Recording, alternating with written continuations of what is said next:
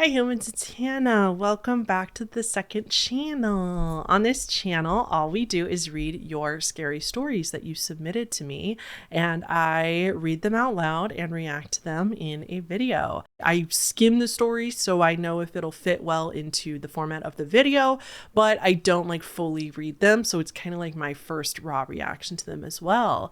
If you want to submit your own scary story, directions on how to do that are always down below in the description box. My hand is moving over here because I'm petting my dog who insists on being loved 24/7, which honestly, slay, she deserves it. So yeah, we're going to get right into the stories today. Let's start. Since you guys are here on my scary story channel, I know for a fact that means you guys all love storytelling and mysteries, which is why I really think that every single one of you watching today's video would love today's sponsor, which is June's Journey. June's Journey is an exciting, beautiful, challenging game that takes you through a mysterious storyline set in the 1920s. The mystery is murder, and the investigator is June Parker, our protagonist. The victim is her very own sister. But in order for June to find out what happened to her beloved sibling, she needs to uncover all of her family's dirty, juicy secrets. On her journey, June discovers so much about herself, motherhood, betrayal, love, and social justice. June is a little bit stubborn and a little bit impulsive. However, it is evened out by her extreme kindness and her confidence. The storyline evolves constantly with new chapters every single week, so there's always something new to discover. Aside from the story itself, you also play a relaxing, fun hidden objects game. You also get to decorate your own island, but there's a ton of special events to get in-game rewards, and if you want, you can even join a community club within the game, so you can play with your very own friends from real life or play with other people playing the game, other like-minded people just like you. Give this beautiful and immersive game a try today because I am so confident that you guys will love it as much as I do. Download June's Journey for free today by clicking the link right below this video at the top of the description, or you can scan the QR code that's on the screen right now. June's Journey is not only available on iOS and Android, but also on your PC.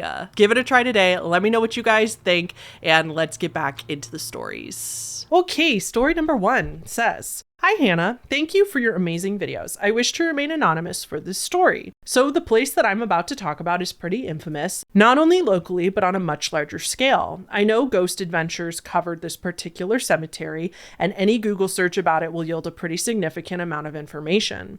It's Bachelor's Grove Cemetery in Midlothian, Illinois. I do apologize. I know all the Illinois people out there are screaming at me through the screen for not saying that right. I'm a Wisconsin girly, if that tells you a lot of stuff about. If you know, you know. Okay. For years, I've heard scary stories about this place, and it's a rite of passage to go out there. On April 21st of 2006, there were 5 of us making the trip out to this abandoned cemetery around midnight. I remember the date because it was right after 420. First, let me briefly describe the layout of this cemetery. It's housed inside of a forest preserve adjacent to a major intersection. In order to access the cemetery, you can park a few blocks away and take the indirect way through the woods, which we did, or you can enter the mouth of the preserve closer to the major intersection, which isn't a good idea since the forest preserve / local police survey this area frequently to keep people out at night.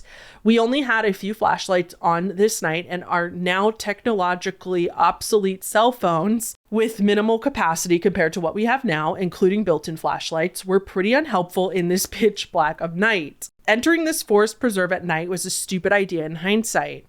Not only paranormal activity occurs, but there's also physical danger. The cemetery has been completely destroyed over the years, with people defacing the gravestones, digging up corpses, and practicing witchcraft and devil worship are evident by sacrifices of small animals and blood being found.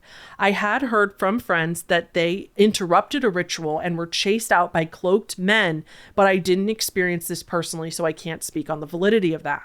I know people are now trying to restore Bachelor's Grove, but it is still pretty dilapidated and dangerous at this point in time.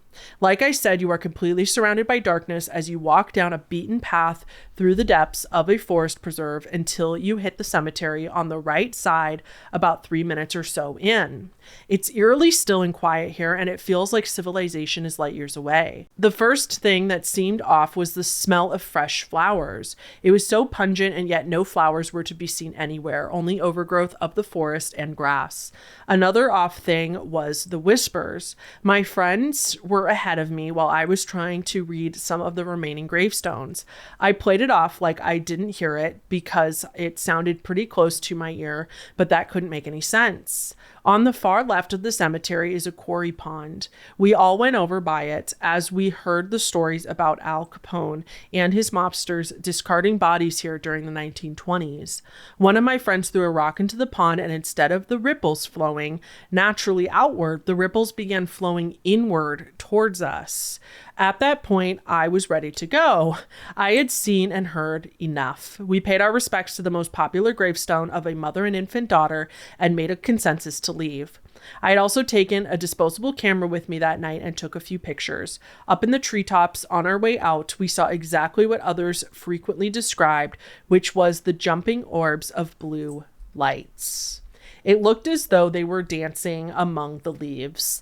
At this point, I'm sure it's safe to say that we were all scared, but the guys in the group played it off way better than me and my best friend, who were genuinely shaken and trying to get the hell out of there. We were laughing and talking as we hit the mouth of the forest preserve and the major intersection is visible. We ended up walking this way to the car instead of our backward route. All of a sudden, we heard yelling coming up from behind us, and we all instantly stopped talking and grew quiet. It sounded like an altercation happening behind us. We heard a man scream, and then he clearly called out, "No, no, please." This was followed by a barrage of gunshots, and that's when we all ran to the car. When we made it back, we all sat there stunned. One friend suggested that it could have been a gang thing, and sure, that's possible, as it has happened there before, but how did they get past us on the one path in and out of there? I kept checking the local newspapers online for weeks after this happened and couldn't find any information. The only thing that I was able to find was a case that happened on the exact day 17 years earlier in 1989. A woman was being domestically abused by a man, and he had been set to go to trial for the murder of her lover that year. She had lured him into the forest preserve to kill him. He was later acquitted for the crime as it was deemed self-defense. I have attached the news article and news article links below if you want to check those out. I truly believe that this is the imprint memory of what we heard that night. I have done research over the years on Bachelor's Grove, and I believe the hauntings that occur there are twofold. I think that the destruction of the property has created a lot of paranormal activity occurring, and I also believe that there are non-intelligent recurring phenomena that basically a part of traumatic history is replayed. The photos that were developed from that night had clusters of orbs in each, which reaffirms to me that we were not alone that night. I still have no plausible explanation for the things that happened to us then. It can't rationally be explained, that's for certain. Occasionally, I am in contact with the people I went with that night on social media. Our lives have diverged and grown since then, but I don't think that any of us have forgotten about what happened in Bachelor's Grove. Recently, I was talking to one friend about the strange details that happened, but it never adds up. Hopefully, the recent restoration of the land will bring some peace and closure to the spirits that are at unrest there. I don't think that I will ever visit there again, but if I do, it will absolutely be during broad daylight because it's still not a very safe place at night. Thank you so much for your story, Anonymous. That is bananas. I don't know how to say this without sounding mean, but that one sounds hard to believe. I'm not gonna lie, I'm so sorry. All I know is that anybody who writes in the story, I have good faith that they are telling the truth. And maybe it's just so bananas and so wild that it just sounds fake, but I'm not gonna lie, this story sounds a little too perfect, like all on the nose for it to be real, if that makes sense. So I sincerely apologize if I offend you by saying that, because I would be offended too, and I totally understand. I am totally open to being wrong. I have no doubt that this place is really creepy, but the fact that you heard the exact thing I don't know, that just seems, I'm so sorry. That being said, assuming that this is all happened exactly the way it says in the story, I will say that there is a possible explanation for that. That's not paranormal. You didn't cross them on the paths, but what if there was already people in the cemetery before you entered the cemetery? They could have already been there. So that would explain why you didn't cross paths with them on the way in or out. And then also, shootings are so common in America that if they don't show up on the news, that doesn't always shock me, especially if nobody passes away or in an area. I don't know how close this is to, I'm going to look this up really quick, to Chicago, but I know, for example, like the south side of Chicago, like gun shots are just very, very, very common. So, okay, hold on. You said this was at Bachelor's Grove Cemetery. Okay, it's definitely a decent way from outside of Chicago. It's about a half hour south of Chicago, which would technically be south side of Chicago. But I'm only saying that because it's like there are just some areas where shootings are just so common depending on where you're at. And if that area, I don't know that much about this particular area where the cemetery is, but that's just another possibility. The other thing I could see is like if you did hear gunshots, perhaps then your memory you're all like, think about the fact that you're already in a really scared state of mind. You're in a really notoriously haunted place. Like, is it possible that that part of the story like kind of was created into a false memory? So again, I'm not calling you a liar. I am just skeptical that this is a completely correct memory, because a man calling out clearly no. I just feel like even if the paranormal's real and this was old events playing out again on another timeline and this is a time slip, I just have a hard time believing that you would hear a yelling like that too. And like all your friends heard it and stuff. I don't know. So again, just for me, I'm going to let the audience believe what they want, like totally. And I'm going to go ahead and assume good intentions for everybody who writes in and assume that everybody is telling the truth. And in that particular case, I'm just going to say that I would need some more proof to believe this story personally. That's all I'm saying. To be fair, I've also never been to this cemetery, so take all my commentary with a grain of salt. Regardless, it's still a great story. Okay, let's move on. This is the second story for today. This one starts, "Hi, Hannah. My name is Fernanda. No need to keep me anonymous, and I absolutely love your channels. I have a ghost story that happened to me when I was 7 that I think you'll really enjoy. For context, I came from a big family, 4 aunts and 1 uncle, plus my mom. She's the youngest of her siblings, but I used to have another aunt. Her name was Lily, but she unfortunately passed away from typhoid fever when she was around 6 years old. My mom must have been around 4 or 5, so she doesn't remember much of Lily, plus with her always being in the hospital, so she can't really tell me any stories. So the only reference I have of her is a picture of her with golden hair in a little blue ballet outfit that my mom kept framed in the living room. Oh, cutie baby. When I was 7, my parents and I moved back to Mexico after living in the States for most of my life. After first getting here, we were staying at my maternal grandparents' house in the room that used to be my mom's when she was a teen/young adult. This room had 1 double bed that my mom and I would sleep on, and my dad would sleep on the floor. I can't remember how long we stayed there, but this must have happened during the first week. The bed was in the corner of the room, so my mom would sleep on the side that was against the wall, and I would sleep on the side facing the closet, and my dad on the floor. One night I woke up so startled that I sat up on the bed and I turned around to see a woman who must have been in her 30s with golden wavy hair wearing a beautiful white gown. I was obviously a little freaked out, but the woman said to me, "Don't be scared. I'm Lily and I was told that you would be here and I wanted to come and meet you."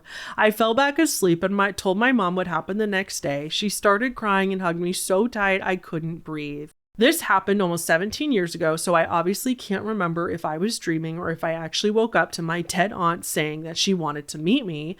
Either way, it's something that I remember happily, and that brings me a lot of peace since I feel a really strong connection to Lily, even though I never got to meet her. Thank you so much for reading, and I hope this makes the cut for one of your videos. Sending lots of love from Mexico, Fernanda.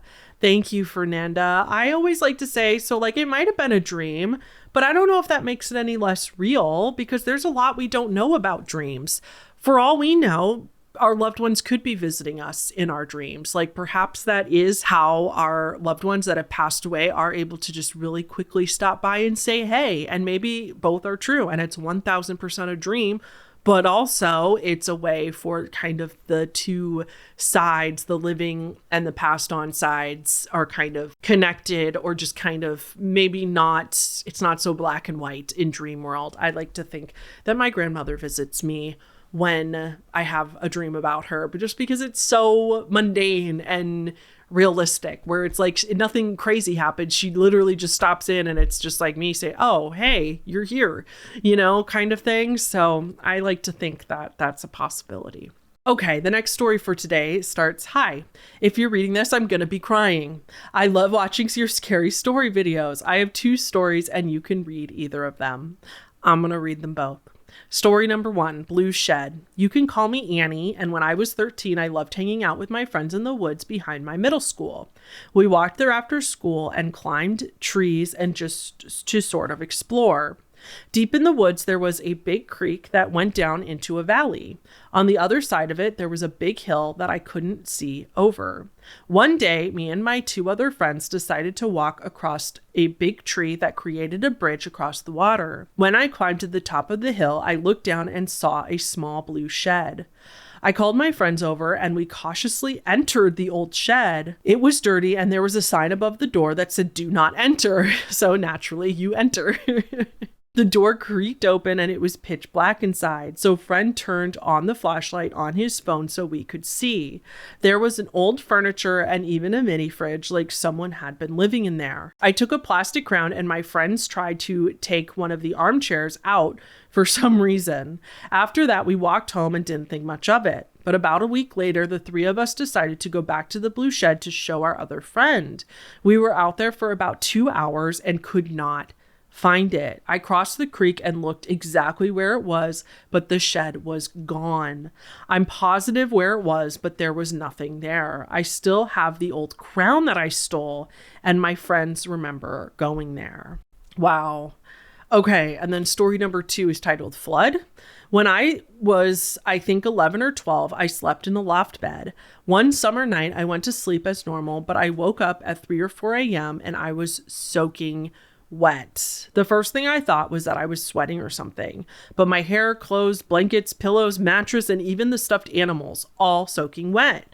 I got out of bed and all over my carpet, which covered my whole room, was soaking wet too. At the time, I had this huge beanbag chair that of course was wet as well. My window was closed and it wasn't raining that night, and my ceiling didn't leak. The rest of my house was completely dry. I thought it was a prank or something, but my parents would never do that. No one in my house sleepwalks. Sorry if these stories were too mundane or boring, or sorry if they were so long. Thank you so much. And you said, thank you so much for sleepwalking, but I think that is a typo. And then you said, bye. That was not that long. These were actually, I picked out of these because I picked different lengths of stories. Like I do a combination of shorter and longer stories. And yours was actually in kind of one of the shorter sides. So you did great. I want to talk about this shed thing. Now, you said you were 13. I don't know how old you are now. It feels like a cop-out to just say people are having false memories. But again, I think we often underestimate how many false memories we have as children. I was just thinking about this on my walk earlier today about how many false memories I probably have, and how something from my childhood, I remember it a certain way and my brain is absolutely positive that it happened that way. Like, no question, this is what happened, this, and this. But then if you ask somebody else who was there, they say that it happened a completely different way. Or if you actually go back and watch a video of the thing that you think you're remembering, like, have you ever done that? You saw a commercial from your childhood and you go back to watch it in adulthood because it's nostalgic and you're like, oh my God, I remember I loved that commercial, or I loved that show. And you go back and you watch it and it's similar, but it's very different to what your head said that it was. So like a great example of this, you find this all the time on Reddit r/tip of my tongue. People are trying to remember an episode of a show or a lost media item or something, and then Reddit tries to help them find it. And the reason that it's so hard to find is because the details that people provide of the media thing is it's hard to explain something when it's not right in front of you because our memories are so faulty.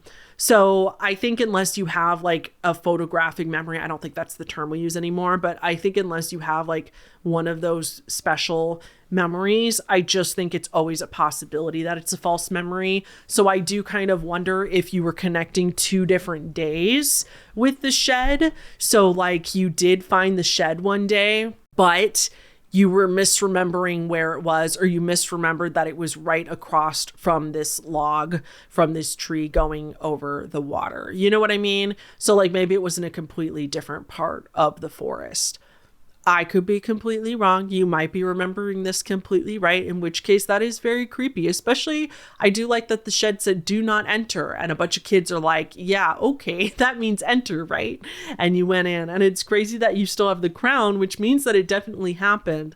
If you have the crown and you want to take a picture of it and send it to me, I would love that. I would love to see it. And also the soaking wet one I didn't talk about because I have no idea. That is extremely weird.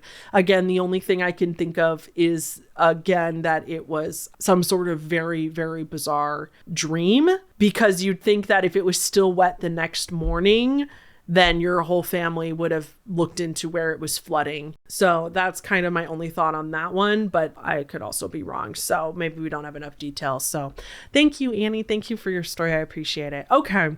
Story number 4 for today goes, hi, Hannah. I've been a fan of yours for somewhere around a year or 2 now, and I've always considered sending in a story, but I have never been sure if they were good enough. But your videos have literally gotten me through my IUD insertion, so I decided, why not? That's a new one. I've never heard of me being there for you when you go through an IUD insertion, but I'm glad that I could be of assistance. I have never personally gotten an IUD.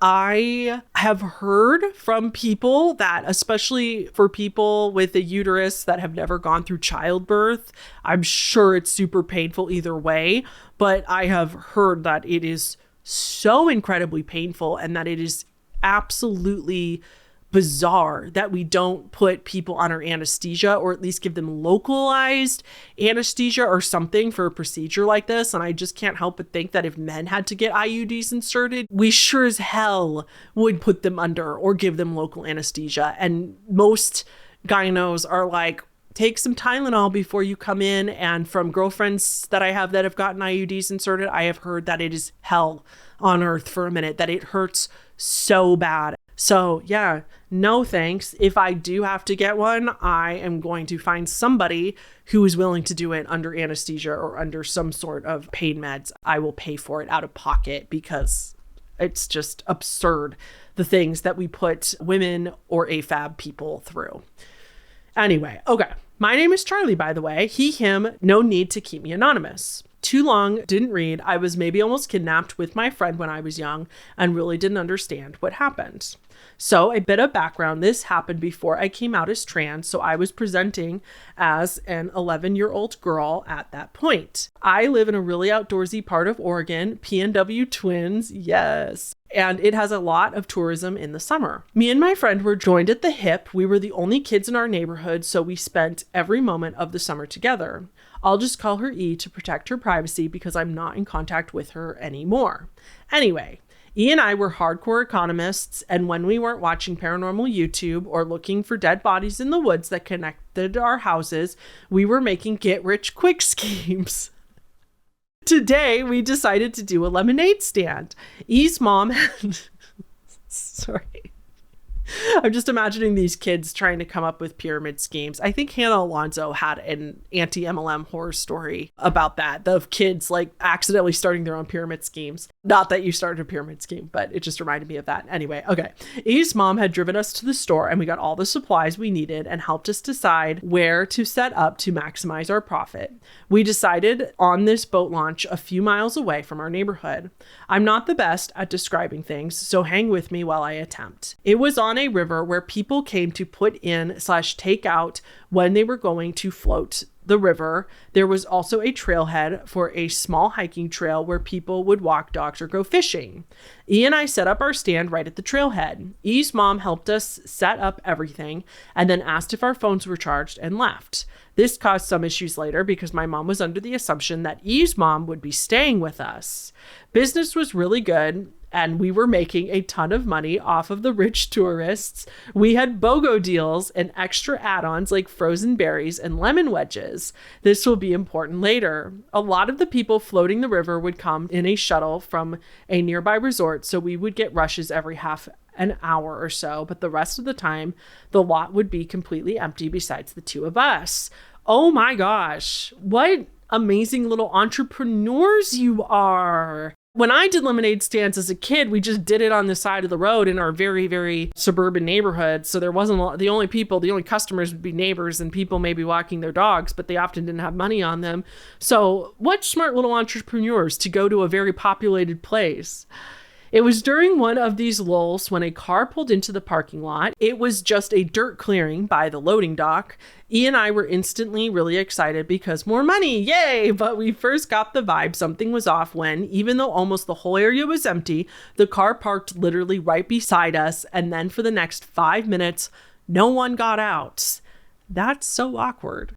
We also noticed that there was so much stuff in the back seat you couldn't see into it. We both exchanged looks, but overall weren't overly concerned yet because we were still seeing dollar signs. After what felt like ages, someone finally got out of the car. When I tell you this man is engraved into my memory, I mean it. He was tall and pale and a skeleton of a man. He looked to be in his 70s, probably. He was bald with a white beard, and I don't remember what color his eyes were, just that they bulged out of his head like a cartoon character.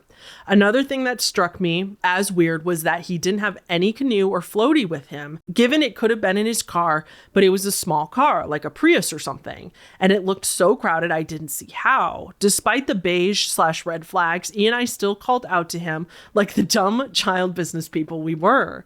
Hi, would you like to buy some lemonade?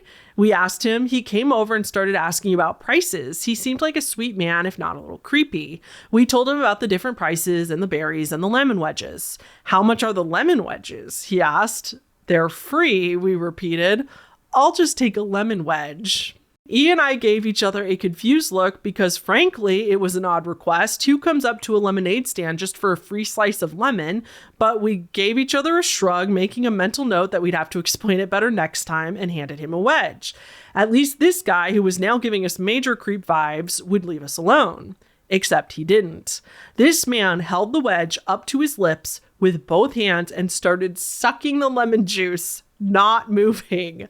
He began chatting with us about random things, how business was, the weather, how we had a bowl of water by our stand for the dogs, whatever. This whole time, he and I were just trying to humor him until he either got bored and left, or the next shuttle came by and deterred him. But seconds seemed to take minutes, and he kept talking and no one came. After what felt like ages, he dropped the lemon wedge in the dirt. So he littered, looking down at it with a sigh. Can I have another? He asked. E and I exchanged a look before hesitantly giving him another wedge. In some sort of radical hope, we thought that this might get him to go away. In less radical hope, we just didn't want to upset this creepy old man who we were stranded in the woods with. He thanked us, reached into his pocket, and pulled out a small handful of change. He sifted through it with his bony fingers that honestly kind of freaked me out. After looking through the coins, he dumped out about half of them into our tip jar and returned the remains to his pocket.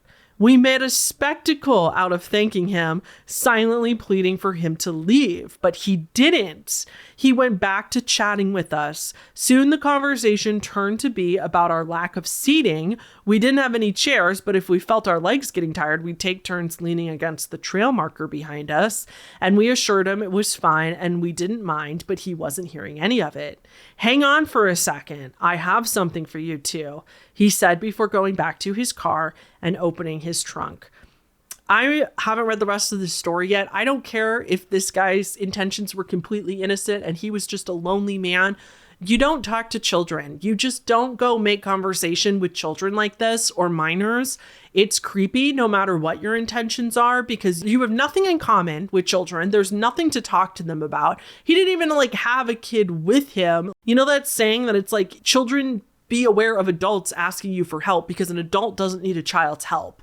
It's a red flag, right? That's what this is giving me. This is so creepy. Okay. I immediately turned to E and whispered that we needed to call someone. Before she'd left, E's mom had told us if we needed to use the bathroom to walk back into the trail a few yards and go into some brush to pop a squat. So I told E that we needed to act like we were going to the bathroom and then call our parents for help. But E refused because she didn't want the man to steal our money jars. Our money jars were 2 Solo cups taped to our table. I told her to take them with us, but she still refused. Yeah, that would be super awkward. I could see that because it's like no matter how much this isn't your fault and how creepy this man is, it would still feel like you were accusing him of stealing by taking them. So I understand her being in the uncomfortable state of mind. This is where I made a potentially detrimental mistake. In my defense, I was 11 and scared, but I hope no one ever does this. I left E, I ran into the trail and crouched down to call my mom. I explained to her the situation, which she was extremely pissed about because she thought we were down the street with E's mom, not miles away by ourselves. But she said she'd call my dad and tell him to swing by to check on us. When I walked back, I saw Lemon Man had returned and was setting something down behind our stand, and E looked incredibly uncomfortable. It was a chair. He was setting down a camping chair. All I heard him say as I walked over was, "Now you two will have to share this." He then walked back to his car and drove off. I still have no idea what that whole situation was about. My best guess is that he heard that I was going to call someone and just bailed ASAP because my version of quote unquote whispering at that age was just talking slightly quieter. We ended up going back to sell lemonade again the next day and never saw him, so today it's still a mystery. Anyway, thank you for reading my story and for producing a ton of amazing content. You seem like such a genuinely nice person in a world full of lemon men. Thank you. Sorry this story was a little long. Give Winnie lots of pets. Oh, I surely will. She is slithered under this couch right now, which by the way is a very low couch to the ground. She literally gets on her belly and slithers under there because she knows the rats do their free roaming in here. So she looks for any treats that the rats might have missed. So that's where she is. Okay, back to your story. Thank you so much for your story, Charlie. I'm glad that nothing happened in the end. I will say that. And I don't really think, granted, I don't know the layout of this in the sense of like, it's hard to visualize exactly how far away you stepped from your friend. But honestly, like, what else were you supposed to do? I just feel like if your friend wouldn't leave, like, I don't know what else you would have done in that situation because you were freaked out. And I think you did the best you could, given the very uncomfortable, awkward, and also just a difficult situation for a child who's not even a teenager yet to try to navigate. Good job going with your gut, though, and realizing like, hey, this guy is creepy. I don't know what he wants, but I don't like it. And it did sound like in the end, hopefully it wasn't creepy or violent intentions. It seemed more like he was a very, very, very lonely old man who just wanted to find somebody to talk to. I kind of wonder if he talks to kids a lot when he can because he knows that they will talk to him. You know what I mean? Like adults will kind of find a way to leave and then you're also trapped at a lemonade stand. It's not like you can go anywhere. So I kind of feel like maybe he targets kids to talk to for a while because he's that lonely or perhaps mentally ill and doesn't know any better.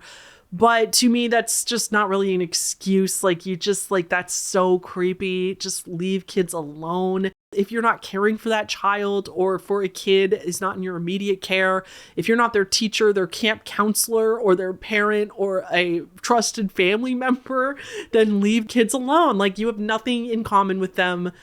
And yeah, I'm just picturing this old man with bulging eyes standing there sucking on a lemon. And for him to give you a chair is very, very strange as well, because as you said, his car was like full of junk.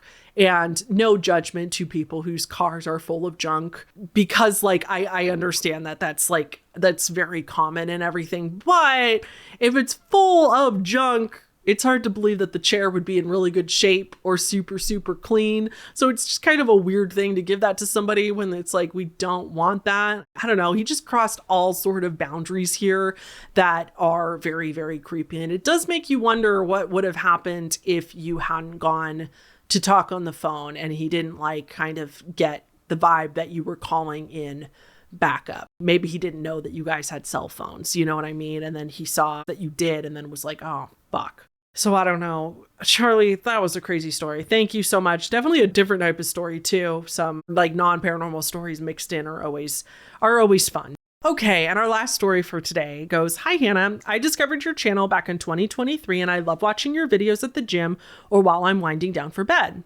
I have she, her pronouns, and you can call me S if you want to refer to me.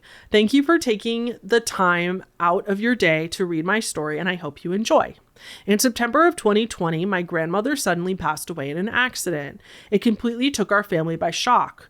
My grandmother was my grandfather's second wife and not my grandmother by blood, but always treated me like one of her own granddaughters. I have so many cherished memories of going to the local apple orchard together, picking snap peas in her garden, and listening to her relish over her days as a young woman obsessed with the Beatles and John Lennon. In March of 2023, my grandfather passed away in the rehabilitation center where he was staying due to multiple falls and unsafe conditions at their cabin in the woods. I felt a lot of guilt around their deaths, as at the jobs I was working at this point in time gave me pretty much just about enough time to sleep if I was lucky. Fast forward to January 2024, I had one of the most vivid dreams that I can remember to this day. I dreamt that I was very pregnant, which was not a normal occurrence in my dreams. I was having a baby shower to welcome my fiance and I's new baby to be. Our guests were enjoying a picnic under a pavilion when a man fell on me, causing me to fall to the pavement. I didn't feel the scraping of my skin on the pavement or the thud from the fall, but I felt my baby bump hit the floor. My heart dropped and dread rushed through me. When I sat up, I was in the hospital where the doctor told me everything was fine and I had nothing to worry about. Still worried, I left his office and stepped into the dim corridor where there were no rooms besides one at the very end of the hall, illuminated by sunlight. I approached this room, and as I got closer, I could see two silhouettes sitting in chairs facing the window. I reached the door frame where I saw an elderly couple who I could immediately recognize as my grandparents. My grandmother wore her white hair in a ponytail with red polka dot scrunchie she always wore, and my grandfather sat with his colorful wooden his wooden cane, not his wooden can, propped beside him. I had no idea what to say. Suddenly, without thinking, I asked, "Is my baby okay?" My grandparents turned to me and smiled. "Your baby's just fine, honey," my grandmother replied. Then I woke up. This dream was so odd to me and I couldn't get it out of my head. I told my fiance about it later in the day, to which he responded, "You should take a pregnancy test." That's what I was hoping was going to happen. I laughed and told him there was no way I was pregnant. Even though I was late, I seriously doubted I could possibly be pregnant. That's how you always find out. It's like, no. It's like, oh wait, I'm late. My cycle was always irregular, and though I wasn't on birth control, I was told it wouldn't be easy to conceive due to fibroids. Still, my fiance and I were careful, so I figured the chances of being pregnant were extremely low. I know what you mean. You're not on birth control. You and your fiance are careful. Most of us adults know what that means.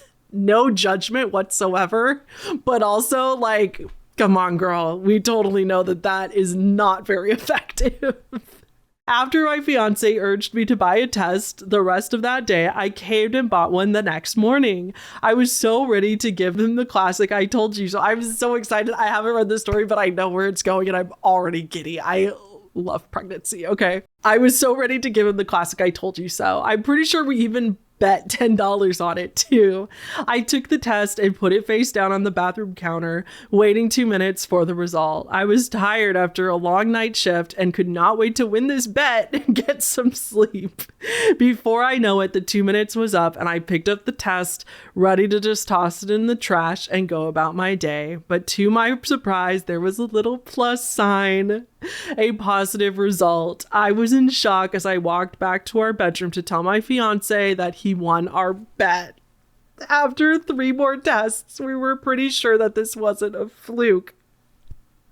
It's not even I'm sorry. I just, listen, I'm PMSing right now, ironically, and I cry easily, and I love pregnancy stories. Pregnancy is like my favorite thing ever. I cannot wait to be pregnant one day, hopefully. And so that's why I'm crying. Okay, I love this. It's now February 2025, and I'm writing this as my nearly 5-month-old daughter is asleep in her crib next to me. This journey has been exhausting yet so rewarding. Thank you, Hannah, for keeping me sane in these crazy hours of the night while my baby is awake and while motherhood is still new to me. I feel so blessed to be a mother, and I truly believe that my grandparents visited me in that dream to tell me that my baby was okay and that there was a baby at all. I hope you enjoyed my spooky, bittersweet story, and I can't wait to see your future content. Sending love and positivity your way, as, oh my God, S, why did you do this to me? Oh my God, why? I told you I didn't read the stories before I put them in here.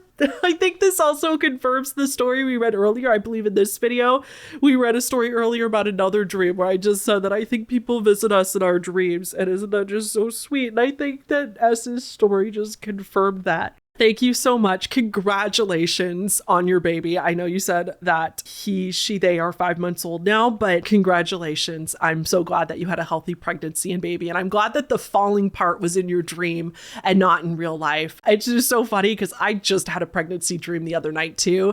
And I'm definitely not pregnant. Trust me, it's physically impossible for me to be pregnant at this time. But I had a dream that I was pregnant, and then I was excited because I've always wanted kids. I was excited in the dream, but I remembered in the dream that even though I was pregnant, I forgot I was pregnant and was drinking. It was such a weird dream because the dream was me realizing that I had been drinking the day before. And I also, I partake in the devil's lettuce to help me sleep a lot. And so I had remembered that I was pregnant in the dream. And then I was like, oh shit, I've been doing all this. I need to go to the doctor and make sure that everything's okay. How could I do this? It was so weird. I didn't mean to, but I forgot that I was pregnant. So I was doing those things. Then I remembered it was so bizarre. So I have pregnancy dreams sometimes too, but that's crazy that you don't usually. And that this, okay. Oh, no notes. What a perfect little story. Thank you so much. Okay. I'm going to go. Thank you guys for all your stories. That might be one of my favorite stories I've ever read on this channel. And yeah, okay. Subscribe if you want more videos like this. This is all we do on this channel is read scary stories. It's a very, very small niche on YouTube. So if you want more like this, if you like these videos, please subscribe. If you have YouTube Premium, you could download them and listen to them as a podcast in the car. Turn off the screen, please, if you're going to listen to them in the car. Also, thank you again to June's Journey. Don't forget that the link to download is right below this video. Thank you so much for watching. Okay, bye.